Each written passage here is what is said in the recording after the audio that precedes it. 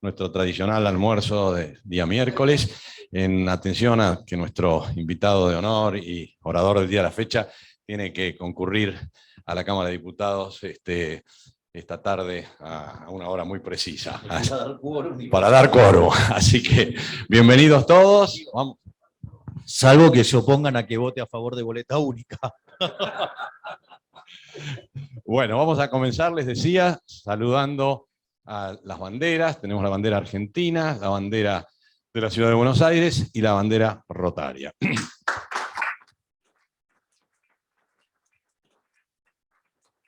Bueno, pueden tomar asiento, muchas gracias. Para avanzar con el curso de nuestro encuentro, vamos a pedirle al secretario honorario que nos presente el informe de secretaría.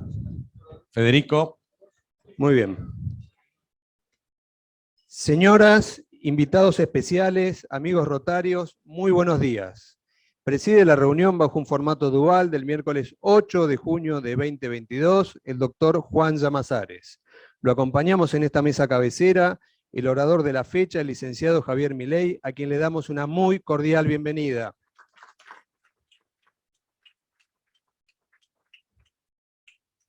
Nos hablará sobre liberalismo versus la casta de cara al cambio de época.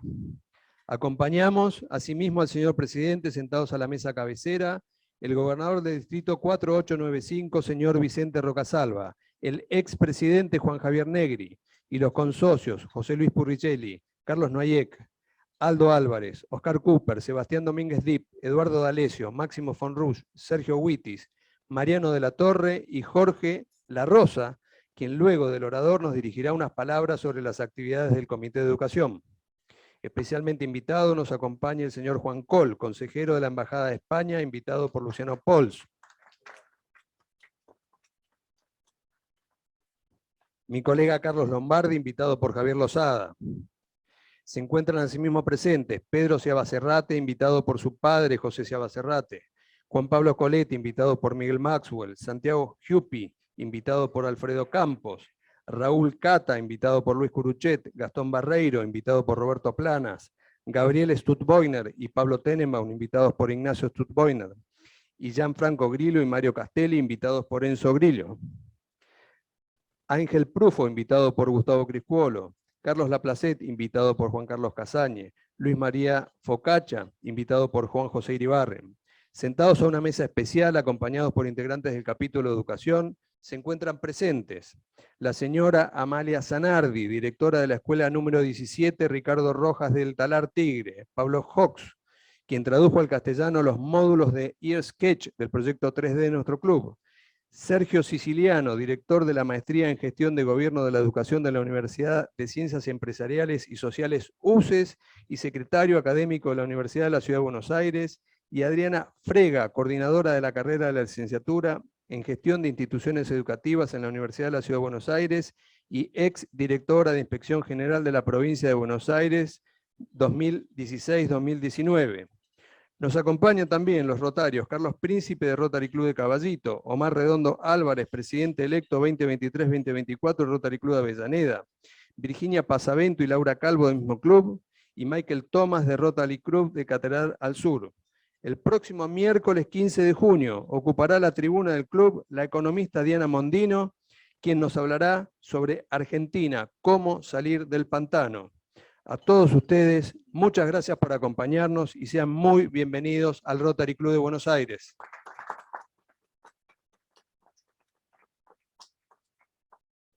Bueno, el orador de hoy es el diputado nacional por la Ciudad de Buenos Aires, Javier Milei, licenciado en Economía, graduado en la Universidad de Belgrano, con posgrado en Teoría Económica en el Instituto de Desarrollo Económico y Social y posgrado de Economía en la Universidad Torcuato Di Tella.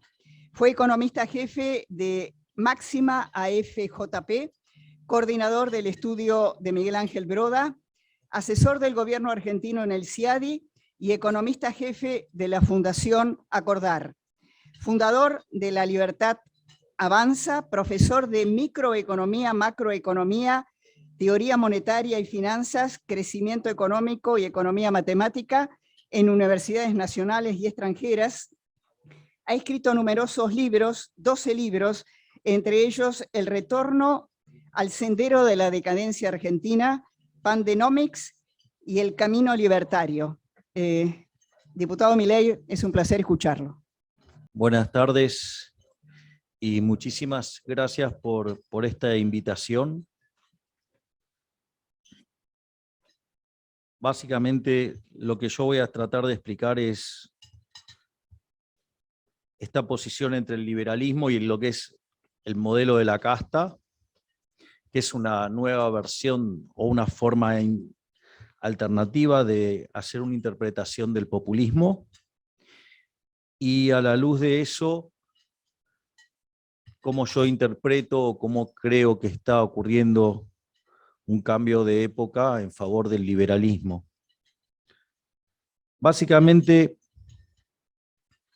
una vez que se dio la caída del muro en 1989, que en rigor ese resultado había tenido lugar ya en 1961, cuando ordenaron construir el muro.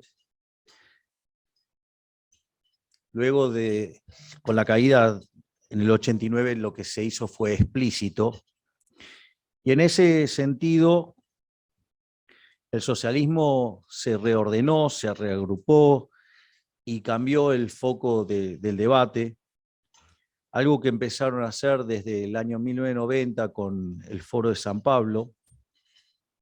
Y en ese sentido, lo que ya el socialismo dejó de plantear una alternativa en lo económico, porque claramente había sido un fracaso, y lo que hizo fue plantear o redefinir lo que en su momento era la lucha de clases a distintos campos, y por eso aparece lo que estrictamente dicho y de manera correcta es el posmarxismo, o que en términos políticos yo lo llamé marxismo cultural, que tiene que ver con el cambio del eje del conflicto. Aquel conflicto que antes era entre trabajadores y capitalistas, ahora adopta distintos tipos de conflictos, y ya sea, por ejemplo, el tema de la ideología de género, digamos, hombres contra mujeres, hombres blancos contra, digamos, distintas etnias,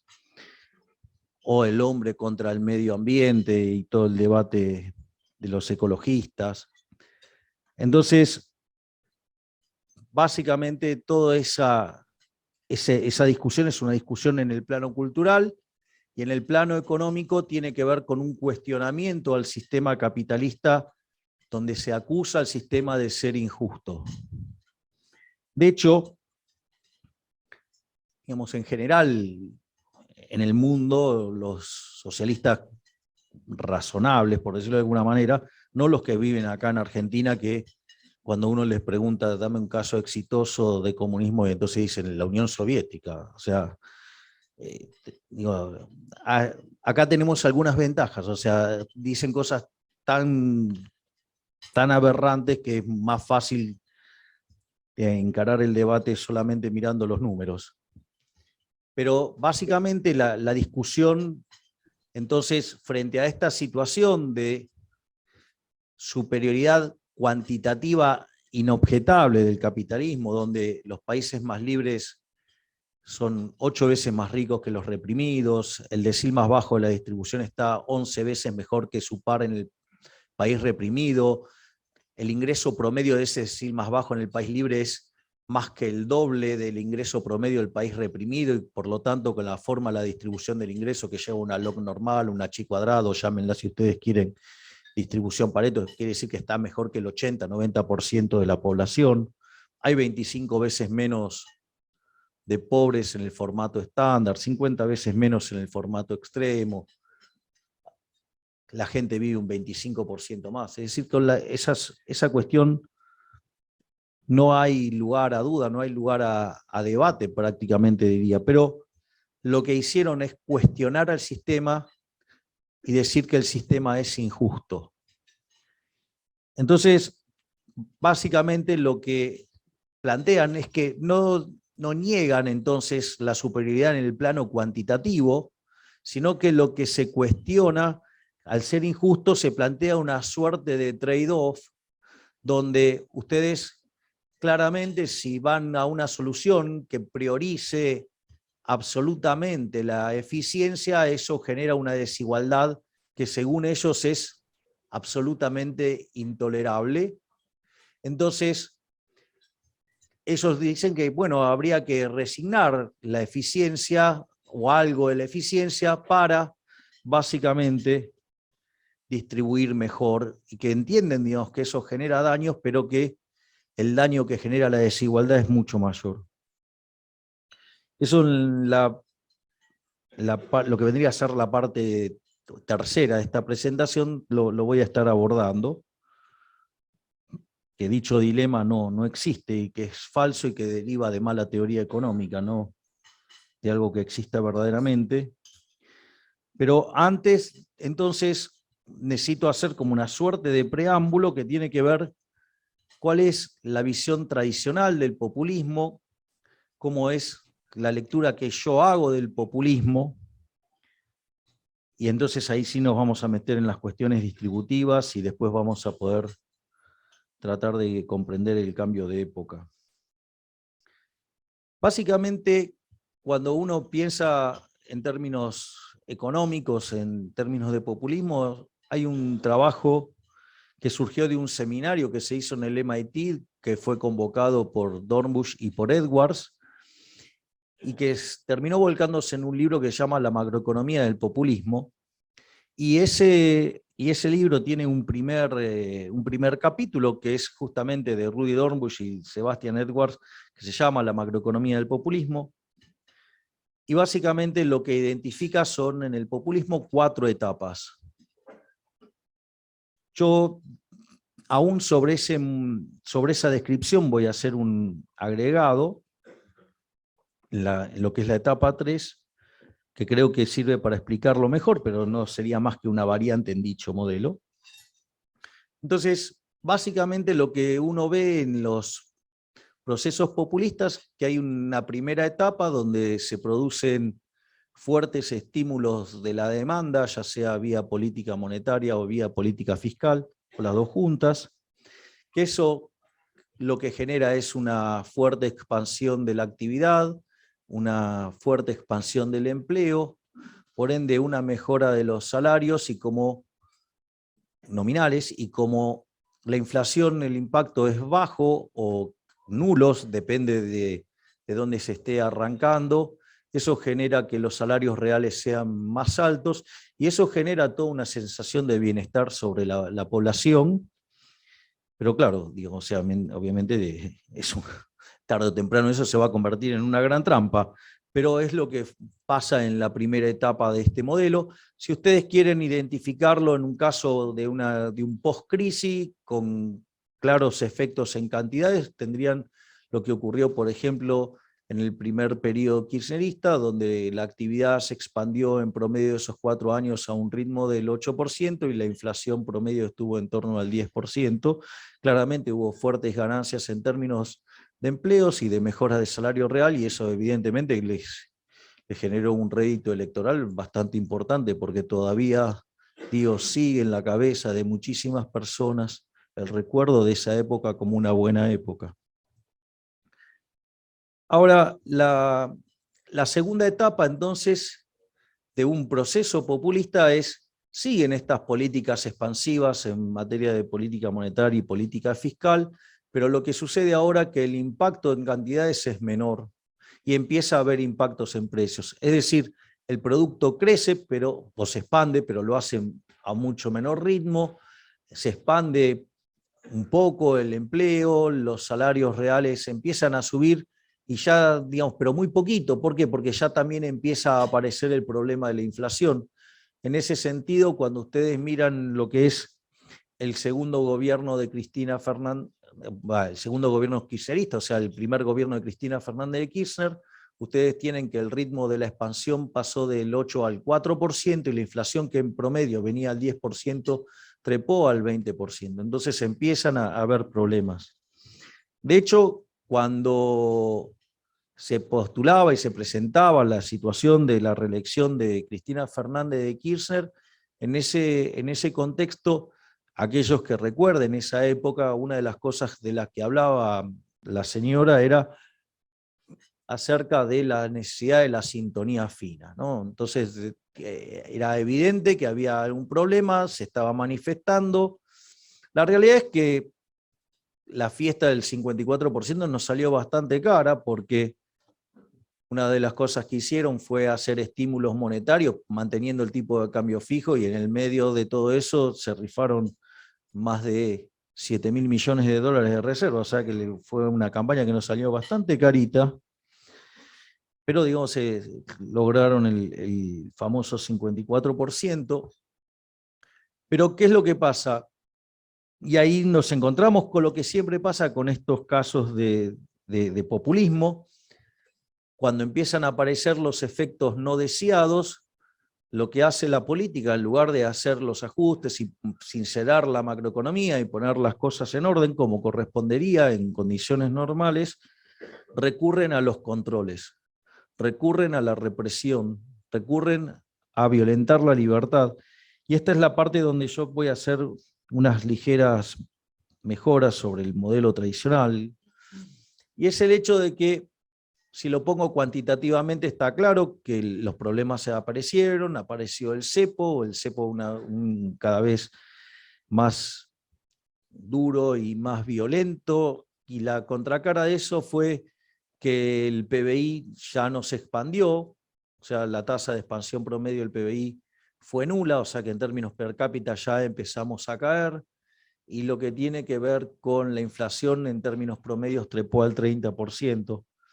Ahora, la discusión del cepo, que esto es una de las cosas que yo quiero agregar y que tiene mucho que ver con la forma que nosotros desde La Libertad Avanza interpretamos, analizamos y vemos la política. Hay dos dimensiones, no está solamente la dimensión económica, hay una dimensión que para nosotros es todavía muchísimo más importante, al menos tanto para Victoria como para mí. En este momento ella me está cubriendo en labor parlamentaria. Y es un enfoque de índole moral. Es decir, justamente la base fundamental del liberalismo es una base moral. Y eso uno lo puede replicar a un montón de cosas. Y obviamente el análisis económico no escapa de ello, y desde nuestro punto de vista eso es más importante que las políticas propiamente dichas, porque si uno tuviera una conciencia en el plano moral de lo que está haciendo, seguramente no haría semejantes aberraciones. Por lo tanto, el primer cuestionamiento, si ustedes quieren, a los controles de precios o a los controles de capitales, es que básicamente es una medida inmoral.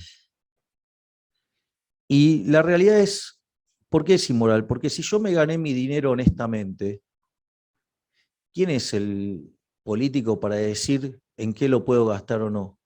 ¿Por qué puedo comprar zanahorias, vino, soda, platos, trajes? ¿Por qué no puedo comprar dólares? Digo, ¿quiénes son para determinar en qué puedo comprar o qué no puedo comprar, cómo puedo consumir o no? En el fondo es un acto violento que están de esa manera recortando mi conjunto de consumo posible. Es decir, de una manera absolutamente artificial. O sea, que no tiene ya que ver con mi restricción de presupuesto, sino que lo restringe porque se les da la gana, porque les parece, por el motivo que fuera, no deja de ser un recorte de mi libertad. Por lo tanto, eso ya en sí mismo es muy malo. Pero eso no se queda ahí, porque en realidad esto no es que pasa porque sí. En realidad, básicamente, no es que los argentinos demandamos dólares porque tenemos alguna pasión especial por esos papeles de color verde. No, básicamente tiene que ver con que el peso, ¿sí?, nuestra moneda doméstica, no cumple, la verdad, con las definiciones de moneda, ¿no? O sea, no cumple, por ejemplo, con el tema de ser reserva de valor. Si ustedes en el año 2001 tenían 100 pesos, esos eran 100 dólares. Si hoy ustedes tienen 100 pesos, esos son 50 centavos de dólar. Es decir, que si ustedes se quedaron en pesos, perdieron el 99,5% de su riqueza financiera, por decirlo de alguna manera, independientemente de que si lo corrigen en términos reales todavía es peor, porque no es que el dólar sea una panacea de moneda. En ese sentido, la forma en la cual yo traslado consumo del presente al futuro, o sea, tengo un problema de que el peso no cumple esa función, por lo tanto, si no me dejan de mandar dólares, no solo que están condicionando mi conjunto de consumo presente, están también condicionando mi conjunto de consumo futuro, porque básicamente lo que están haciendo es empobrecerme y por lo tanto, digamos, están destruyendo mis ingresos futuros, o sea, por lo tanto, lo que están haciendo es directamente condenarme a la pobreza. Vean que ahora, no solo que están básicamente cortando mi libertad, sino que además están castigando al derecho de propiedad. Fíjense que hay un libro maravilloso del doctor Ricardo Manuel Rojas y Andrea Rondón García, que tiene que ver con esto de la supresión sistemática del derecho de propiedad como delito de lesa humanidad. Porque en el fondo es lo que pasa en Venezuela, es decir, el avance sobre la propiedad privada es tan grande que entonces a ustedes o se convierten en un esclavo o básicamente terminan perdiendo la vida peleando contra el régimen. Entonces, y eso está tipificado en el Estatuto de Roma de 1998, artículo 7, inciso K. Qué paradójico, ¿no? Digo, esto es un motivo más para creer en Adam Smith y el orden espontáneo, o sea, inciso K, semejante aberración. Juro que yo no lo puse así, está así, digamos, se lo pueden chequear. Y por lo tanto, no solo que entonces eso tiene una gravedad enorme, sino que además eso también lo que genera es que ustedes demanden más dinero que el que querrían tener en condiciones normales. Y eso implica que están aumentando la base imponible del impuesto inflacionario. Por lo tanto, están, digamos, siendo víctimas de un robo de la política y justamente el motivo fundamental por qué se pone el control de capitales es eso, es para obligarlos a demandar artificialmente dinero y cobrarles más impuesto inflacionario. Por lo tanto, o sea, es una mega estafa y como verán, digamos, o sea, es un robo, es un avance sobre la propiedad, es una aberración, pero lo importante es tener claro que es una aberración desde lo moral. ¿Por qué? Porque nadie va a estar, al menos no creo que estemos a favor acá algunos, de violentar los tres derechos básicos que defendemos los liberales, que es el derecho a la vida, a la libertad y a la propiedad. Y acá esto, digamos, claramente es un avance sobre la propiedad, es un avance sobre la libertad, y si es un caso tan extremo como el de Venezuela, digamos, hasta podría terminar con la vida de los seres humanos, o directamente las soluciones socialistas duras, terminan directamente con la vida de los seres humanos. Porque nunca nos olvidemos que ese sistema nefasto es responsable de la muerte de 150 millones de seres humanos.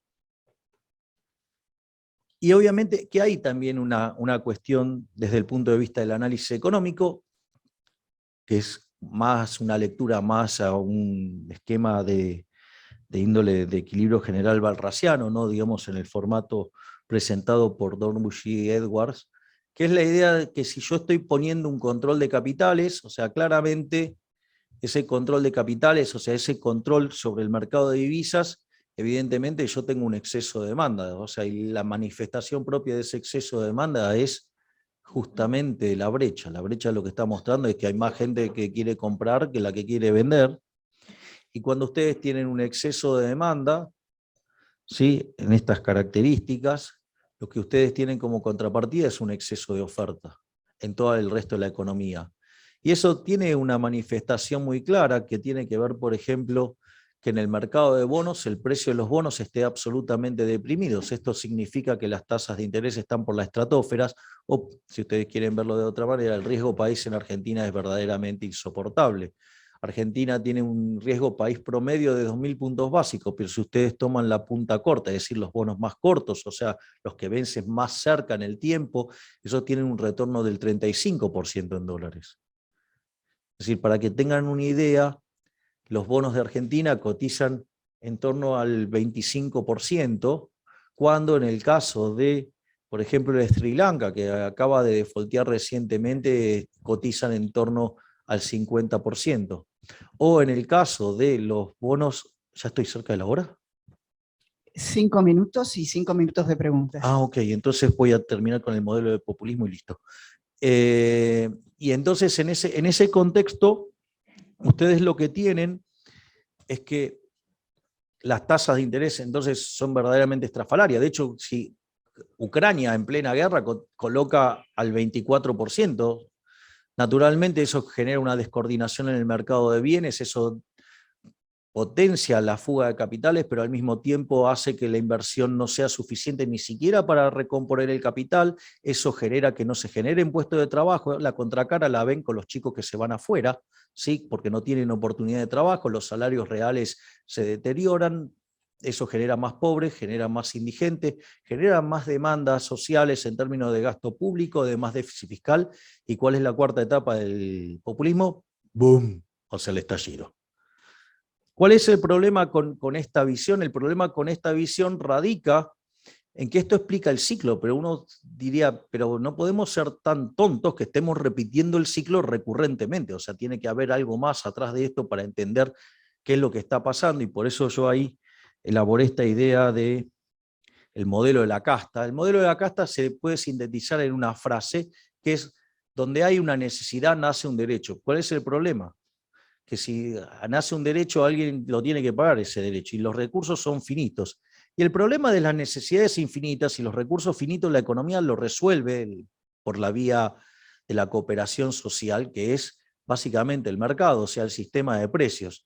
Pero el problema es que cuando lo resuelve la política, lo resuelve por una vía violenta, que es la acción del Estado. Entonces eso genera un desequilibrio fiscal, que una forma que lo financia, ¿cómo es? Lo financia con deuda. ¿Cuál es el problema con la deuda? Que la deuda es absolutamente inmoral, porque son impuestos futuros, es decir, que la fiesta presente se la estamos cargando a personas que no votaron, a nuestros hijos, a nuestros nietos y gente que todavía no nació, lo cual es una profunda inmoralidad.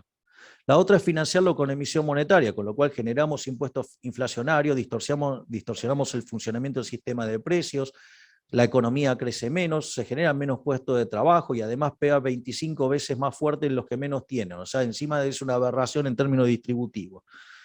Y como si eso fuera poco, la otra alternativa es básicamente cuando vienen y nos meten el ajustazo y nos meten un aumento de los impuestos, y eso lo que hace es que termine, digamos, penalizando también el crecimiento económico. Entonces ahora sí podemos entender. Ahora tenemos no solo el ciclo, no solo explicamos el ciclo, sino que ahora podemos explicar algo que tiene que ver con una tendencia. Y cuando uno mira, si mira la metodología que han desarrollado Ana María Cerro y Osvaldo Meloni sobre las crisis, fíjense que desde el año 1901 hasta ahora tuvimos 17 crisis, 15 tienen origen fiscal. Y si uno mira de la segunda mitad del siglo XX en adelante, la mitad del tiempo estamos en crisis. Es decir, que el problema es el Estado. Es decir, entonces es como decía Ronald Reagan, es decir, justamente el problema es el Estado, no es la solución, es el problema mismo. Y hay un problema todavía mucho más grave, que la solución está a manos del problema. Salvo que dejemos de lado de votar tantos colectivistas y decidamos volver a abrazar las ideas de la libertad para volver a ser una potencia. Muchísimas gracias.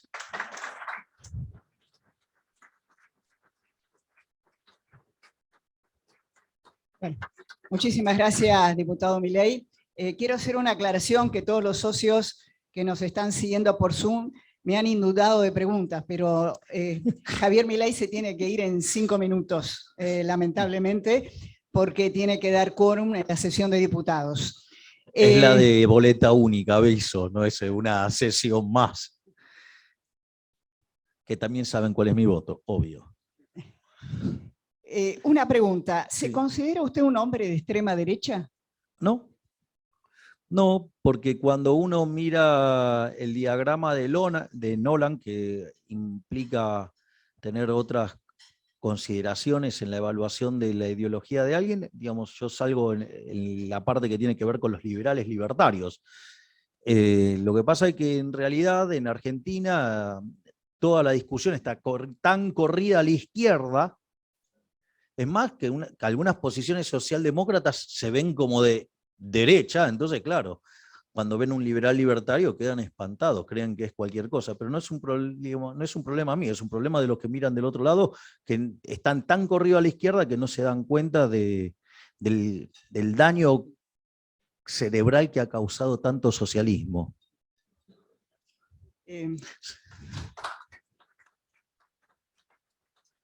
Sí, igual tengo una definición que les va a gustar un poco más, porque antes yo creía que era algún tipo de problema en la cabeza. Después, mirando toda la discusión que plantea Israel Kirchner en un libro maravilloso que se llama Creatividad, Capitalismo y Justicia Distributiva, me di cuenta que en realidad el socialismo es una enfermedad del alma.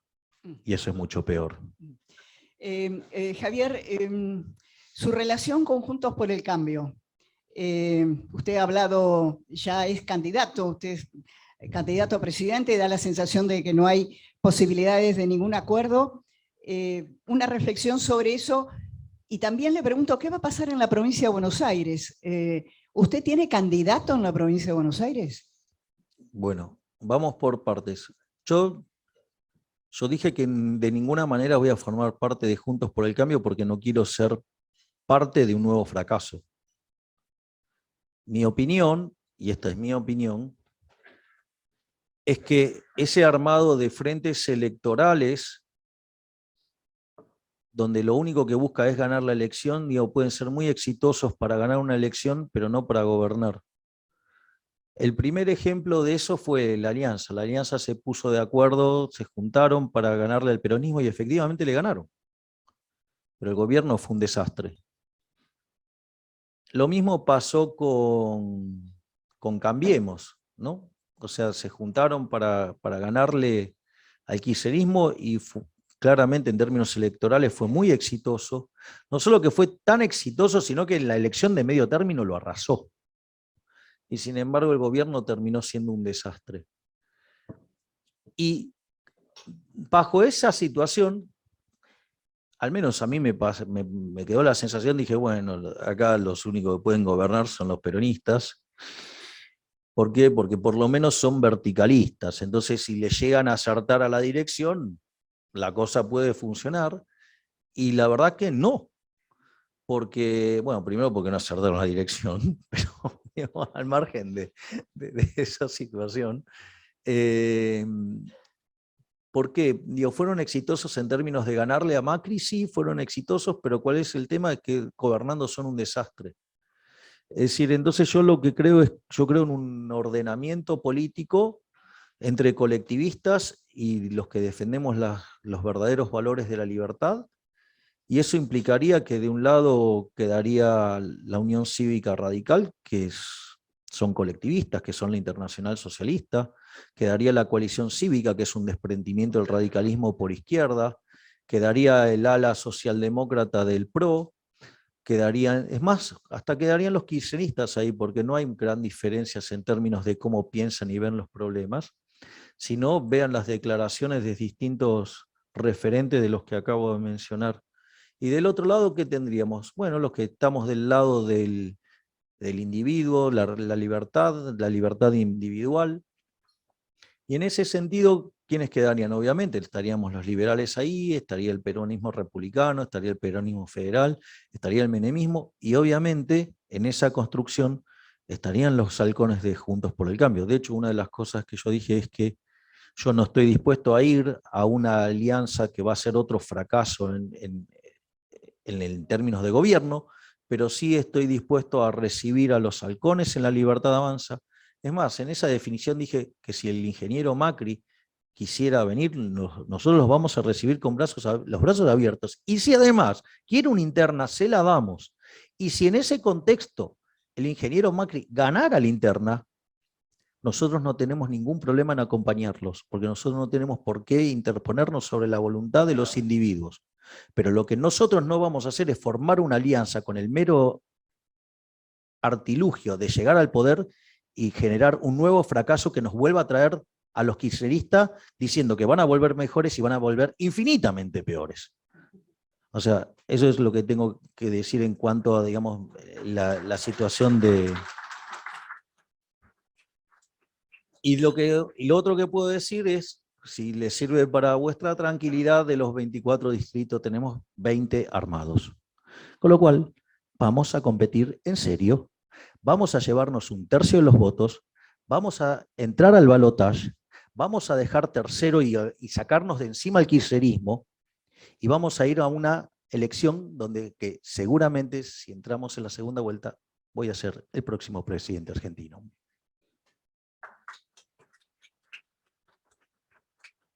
Javier, son 1:30. 1:30. Bueno. Tengo infinidad de preguntas, me imagino que acá mucha gente quería hacer otras preguntas, pero a las 2 de la tarde tiene que estar sentado en la banca. Tengo que estar dando quórum. Así es que Muchísimas les pido gracias. perdón que me tengo que ir tan rápido. Agradezco la invitación. Gracias, Clara, por siempre tu enorme generosidad. Gracias a todos por esta invitación y volveré en otro momento, pero ahora creo que tengo que ir a votar por una ley muy importante. Así es que muchísimas gracias y nos vemos pronto. Gracias.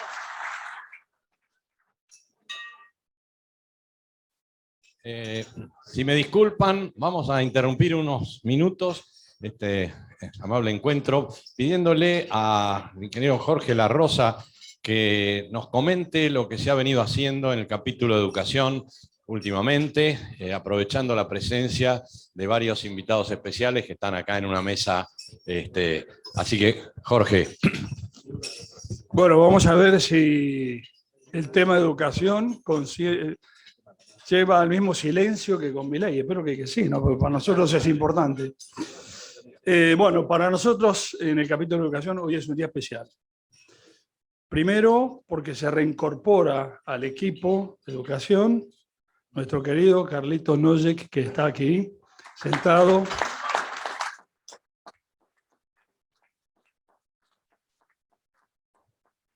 Con un corazón para educación tan grande como todos los corazones que él saca, mete, pone, cose y demás, ¿no es cierto? Bienvenido de nuevo, Carlito. Luego, a ver, tenemos una serie de invitados especiales en la mesa de educación, que ya lo mencionó Federico al comenzar.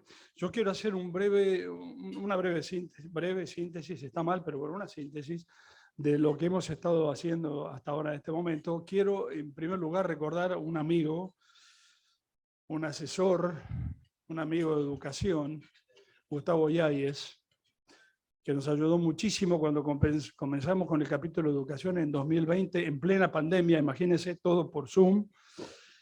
Y cuando le comentamos el proyecto de llevar computadoras, conectividad y contenido de programación a los chicos que habían quedado fuera del sistema, que estaban cayéndose fuera del sistema, Gustavo, que le gustó el proyecto, nos dijo: si vos querés que este proyecto prenda, yo te voy a dar el nombre de una persona que es la supervisora de Zona Norte de Tigre, que te va a ayudar para hacer un test, para ver si esto después se puede replicar. Y así contactamos con Adriana Frega, que hoy está con nosotros. Le presentamos el proyecto, Adriana lo leyó, lo analizó y me dijo a su vez: te voy a poner en contacto con una de las mejores directoras que tengo en el distrito. Y así fue como tocamos base con la escuela número 17 del Talar en Tigre y su directora Amalia Zanardi, que también está aquí. El proyecto se llevó adelante, imagínense, en plena pandemia. Conseguimos computadoras, conseguimos armar una sala de computación para los chicos, conseguimos fibra óptica para sala e individual para todas las conexiones. Y además, como recuerdan, trajimos un programa de la Universidad de Georgia que se llama AirSketch, donde los chicos aprenden programación a través de hacer música. Y eran los comienzos, y Pablo Hook, que también está aquí, que no tiene nada que ver con la escuela, ni con el Rotary, pero es un fanático de educación, bueno, el esposo de Amalia, la directora, por así decirlo, nos dijo: yo los voy a ayudar a traducir estos módulos en inglés para que los chicos puedan arrancar. Y así comenzamos, se armó esa sala, estuvimos hace muy poco, escuchamos música hecha por los chicos, aprendiendo a programar y a hacer música. Y además esa sala sirvió para 327 chicos que fueron participando de Zooms con profesores que estaban a distancia. O sea que fue virtuoso, creo que eran 327, Amalia, me acordé el número. Fue virtuoso porque no solamente fue para el proyecto de educación con aprendizaje de programación, sino para extender a otros módulos de enseñanza. Entonces, en nombre de nosotros, del capítulo de educación, de nosotros en el Rotary Club, a Pablo, vos, Adriana, a las profesoras, al personal no docente que también apoyó todo esto, a los chicos que participaron, muchísimas gracias por este apoyo. La idea es que nosotros, este proyecto se testeó, se armó un proyecto completo y lo vamos a estar, ya empezamos a replicarlo a otros Rotary para que lo puedan implementar en otras partes del país. El segundo tema es que tradicionalmente nosotros hemos tenido una serie de becados universitarios, a los que se nos estaba haciendo muy difícil acompañar en las trayectorias educativas. Algunos chicos empezaban a patinar en los boletines, nosotros no podíamos controlar bien la evolución de la enseñanza. Entonces pensamos que teníamos que hacer una cosa más importante y el acompañamiento fuera diferente. Y contactamos con uno de nuestros socios, creo que no lo he visto hoy aquí, a Tom O'Donnell, ¿está? Bueno, si no está con él, a través de él llegamos a UCES, la universidad, y a través de UCES tomamos contacto con otro de nuestros invitados, con Sergio Siciliano, con también una trayectoria importante en el tema de educación. Él ha estado al frente junto con Sánchez Cini en el gobierno de la provincia de Buenos Aires en educación, está en varias escuelas, en varias universidades, como catedrático, director de maestría, etc. Le explicamos lo que queríamos hacer con los chicos becados y él aceptó poner esto en una trayectoria de acompañamiento mucho mejor para los chicos nuestros, para que redunden en un buen aprendizaje. Y aquí que dijo, bueno, voy a armar un equipo y convocó un equipo. Y coincide que el equipo que convoca es la profesora Adriana Frega, que fue aquella inicial que nos hizo el contacto con el proyecto 3C. Adriana está en la actualidad en la Universidad de Buenos Aires liderando gestión educativa y programas de este tipo. Entonces, ellos van a preparar, ya lo tienen, lo vamos a revisar juntos, un seguimiento de nuestros becados para aprovechar mucho mejor el tema de apoyo que se les está dando. Entonces, a ambos, muchísimas gracias, y a todos ustedes, muchísimas gracias por continuar apoyando el capítulo de educación en becas y en programas que estamos desarrollando. Tenemos idea de hacer muchos más, capacitación docente, que lo voy a ir comentando en otro momento para no aburrirlos y que puedan disfrutar del postre. Muchas gracias, bienvenidos todos ustedes.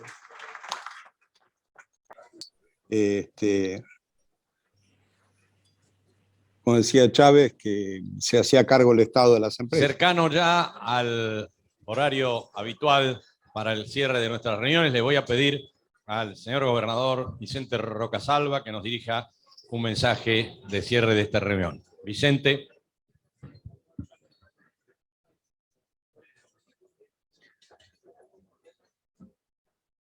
Bueno, le voy a pedir un favor entre todos. Los que me quieren escuchar, que cuando baje me vengan a agarrar con una mano así no me caigo. Un andador, sí, por acá. Bueno, quiero empezar por primero, y permítame, habiendo una hermosa dama inteligente, decirle feliz día del periodismo a nuestra querida Clara.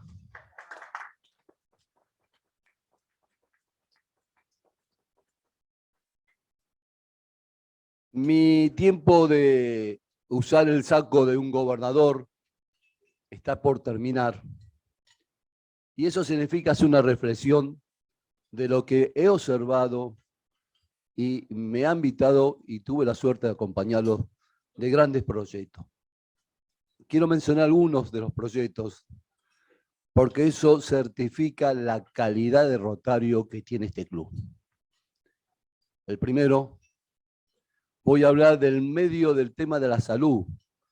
Y creo que Sergio, en su comité de responsable, ha demostrado que no solo hubo interés del ser humano en sí mismo, sino un interés federal cuando firmamos conjuntamente el tema de la telemedicina. Primer aplauso para este capítulo médico que ha logrado ser un éxito a nivel de Argentina y un interés mundial de este proyecto. Muy buenas felicitaciones, querido.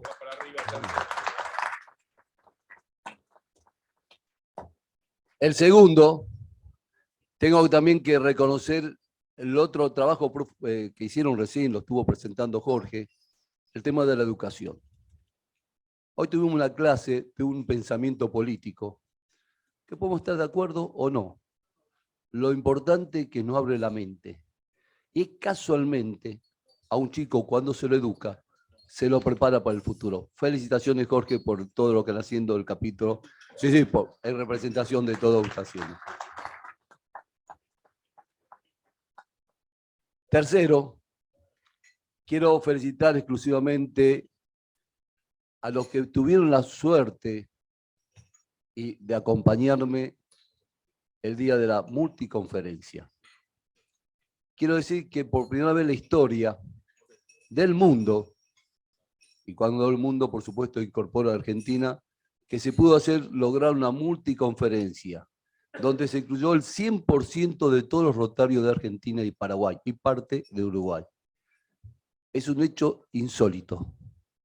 Y tuvimos la suerte que estuvo presente el líder mayor de este periodo, Yerka Menta, y también el honor que una de las mesas de esa cena de honor estuvo representado Buenos Aires. Por eso quiero agradecer profundamente ese acto de compañerismo, de liderazgo, y en ese momento el presidente recordó el viaje de Londres, que estuvo presente tanto el presidente y el secretario y otros que participaron en el hecho del momento más difícil del mundo, implementar la paz y practicar la paz, donde en otra parte del mundo, sabe bien, existe guerra.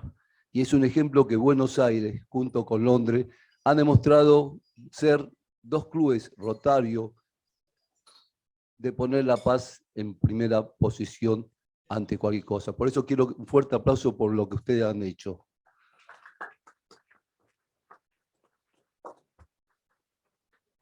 Y por último, quiero agradecer que creo que vine en este semestre 10 veces que no me cobraron la entrada. Llevo unos kilos de más, pero bueno, no es culpa de ustedes que me han de comer.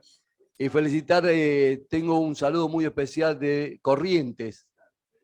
Recuerdan, hace poquito ustedes hicieron un proyecto acá donde Corriente recibía un equipo de energía para producir, especialmente por el tema del incendio. El gobernador y el club que recibió, y los bomberos agradecen mucho al Buenos Aires por la intención de ayudar y estar presente federalmente.